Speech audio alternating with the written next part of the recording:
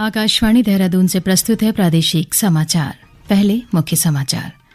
मुख्यमंत्री पुष्कर सिंह धामी ने प्रधानमंत्री नरेंद्र मोदी से मुलाकात कर राज्य के लिए विभिन्न विकास योजनाओं को स्वीकृति देने का अनुरोध किया। राष्ट्रपति द्रौपदी मुर्मू आज नई दिल्ली में दिव्यांगजनों के सशक्तिकरण के लिए राष्ट्रीय पुरस्कार प्रदान करेंगी। केंद्र सरकार ने कहा है कि कल से शुरू हो रहे संसद के शीतकालीन सत्र में किसी भी मुद्दे पर चर्चा के लिए तैयार है और विकसित भारत संकल्प यात्रा को लेकर प्रदेश की जनता में भारी उत्साह देखने को मिल रहा है।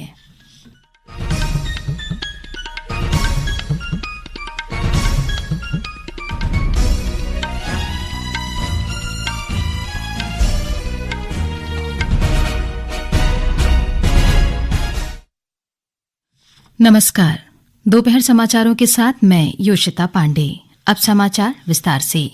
मुख्यमंत्री पुष्कर सिंह धामी ने नई दिल्ली में प्रधानमंत्री नरेंद्र मोदी से मुलाकात की।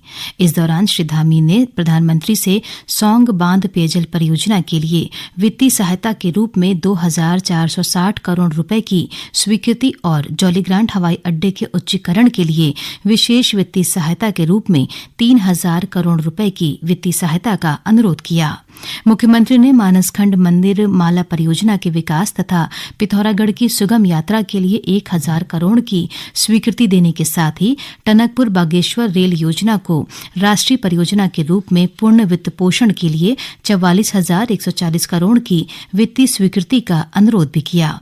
मुलाकात के दौरान श्री धामी ने प्रधानमंत्री को आगामी 8 और 9 दिसंबर को देहरादून में हो रहे वैश्विक निवेशक सम्मेलन के उद्घाटन के लिए भी आमंत्रित किया। प्रदेश सरकार के उद्योग सचिव विनय शंकर पांडे ने आशा जताई है कि उत्तराखंड वैश्विक निवेशक सम्मेलन सफल होगा।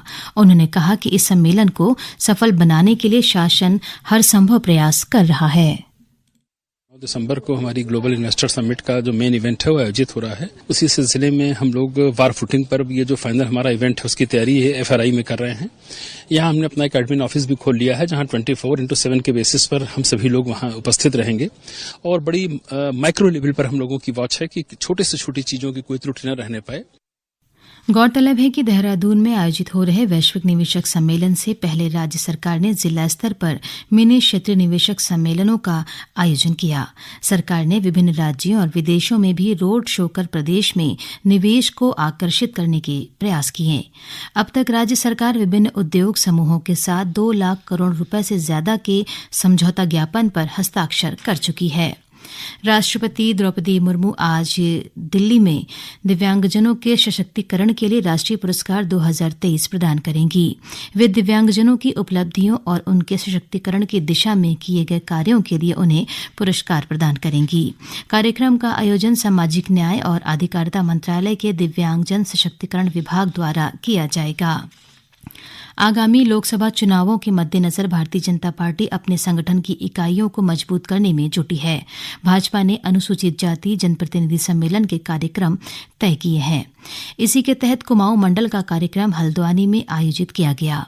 प्रदेश प्रभारी दुष्यंत गौतम ने कार्यक्रम में शामिल होकर केंद्र और राज्य सरकार की ओर से चलाई जा रही कल्याणकारी योजनाओं की जानकारी दी। उन्होंने कहा कि वर्तमान में अनुसूचित जाति वर्ग सरकार द्वारा चलाई जा रही विभिन्न योजनाओं का लाभ बड़े स्तर पर ले रहे हैं। हरिद्वार के प्रभारी मंत्री सतपाल महाराज ने जिला पंचायत की त्रैमासिक बैठक में हिस्सा लिया। जिला पंचायत कार्यालय सभागार हरिद्वार में आयोजित बैठक में विभिन्न विकास कार्यों को लेकर चर्चा की गई। इस मौके पर प्रभारी मंत्री ने कई मुद्दों पर दिशा निर्देश भी दिए। बैठक में जिला पंचायत के सभी आय के स्रोतों की त्रैमासिक समीक्षा को लेकर भी सहमति बनी। सदस्यों ने ग्रामीण क्षेत्रों के लिए सोलर लाइट की संख्या में इजाफा करने की मांग की। बैठक में प्रभारी मंत्री ने जनप्रतिनिधियों की शिकायत को गंभीरता से सुनते हुए जिला स्तरीय अधिकारियों को अपनी कार्यशैली में सुधार लाने के भी निर्देश दिए। प्रधानमंत्री नरेंद्र मोदी ने देश के प्रथम राष्ट्रपति डॉक्टर राजेंद्र प्रसाद की जयंती पर श्रद्धांजलि अर्पित की है। सोशल मीडिया पर एक पोस्ट में उन्होंने कहा कि डॉक्टर राजेंद्र प्रसाद ने महत्वपूर्ण अवसरों पर अपनी बुद्धिमत्ता और कुशल नेतृत्व का परिचय देकर देश को गर्व करने का अवसर प्रदान किया है। श्री मोदी ने यह भी कहा कि लोकतंत्र और राष्ट्रीय एकता के प्रबल समर्थक के रूप में डॉक्टर राजेंद्र प्रसाद आने वाली पीढ़ियों के लिए प्रेरणा स्रोत बन गए।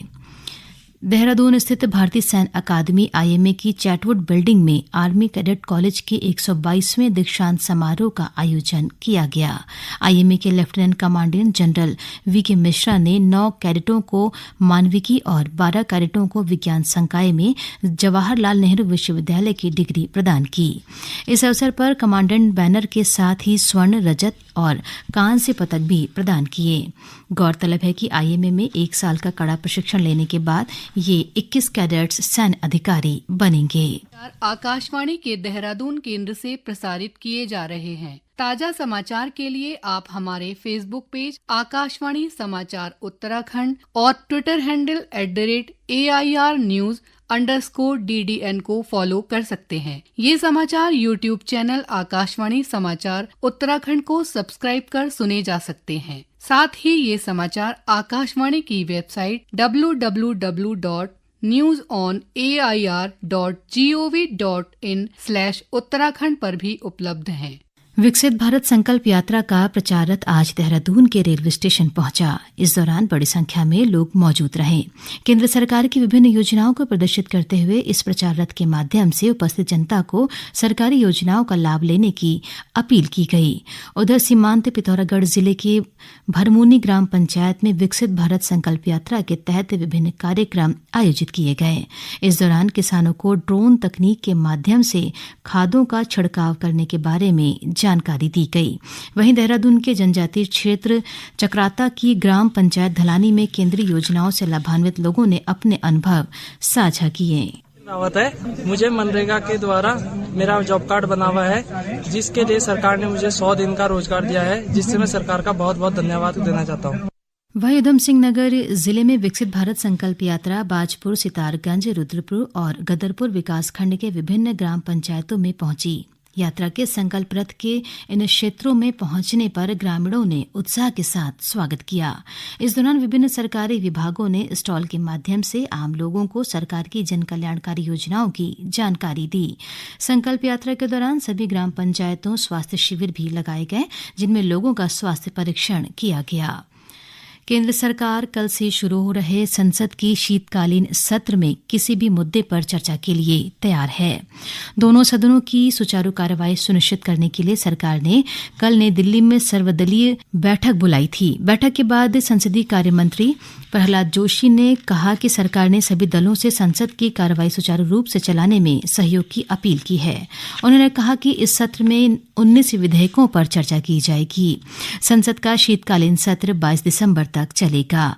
19 दिन के इस सत्र में कुल 15 बैठकें होंगी। 17वीं लोकसभा का यह अंतिम पूर्णकालिक सत्र होगा।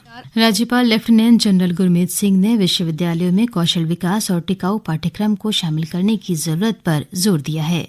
उन्होंने कहा कि नई शिक्षा नीति युवाओं के सपनों को साकार करने वाली और देशवासियों की आवश्यकताओं को पूरा करने में सक्षम है। वे कल देहरादून के university of petroleum and energy studies के 21वें दीक्षांत समारोह को संबोधित कर रहे थे। राज्यपाल ने कहा कि प्रधानमंत्री नरेंद्र मोदी के नेतृत्व में देश का विनिर्माण और सेवा क्षेत्र नई ऊंचाइयां छू रहा है। उन्होंने बताया कि वर्तमान में देश में स्टार्टअप की संख्या 1 लाख से ज्यादा हो गई है और भारत स्टार्टअप के मामले में पूरे विश्व में दूसरे स्थान पर है। भारत और ऑस्ट्रेलिया के बीच 5 T20 मैचों की श्रृंखला का अंतिम मैच आज बेंगलुरु में एम चिन्ना स्वामी स्टेडियम में शाम 7 बजे से खेला जाएगा। इस श्रृंखला में भारत को 3-1 की अजय बढ़त प्राप्त है।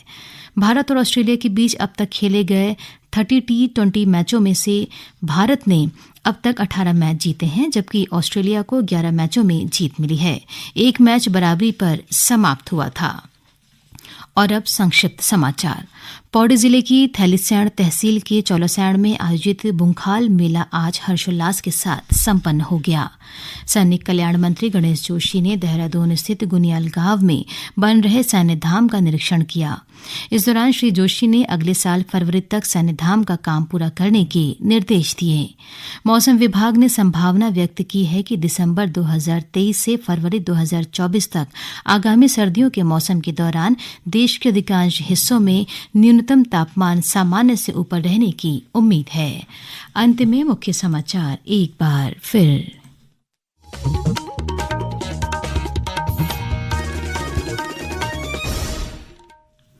मुख्यमंत्री पुष्कर सिंह धामी ने प्रधानमंत्री नरेंद्र मोदी से मुलाकात कर राज्य के लिए विभिन्न विकास योजनाओं को स्वीकृति देने का अनुरोध किया।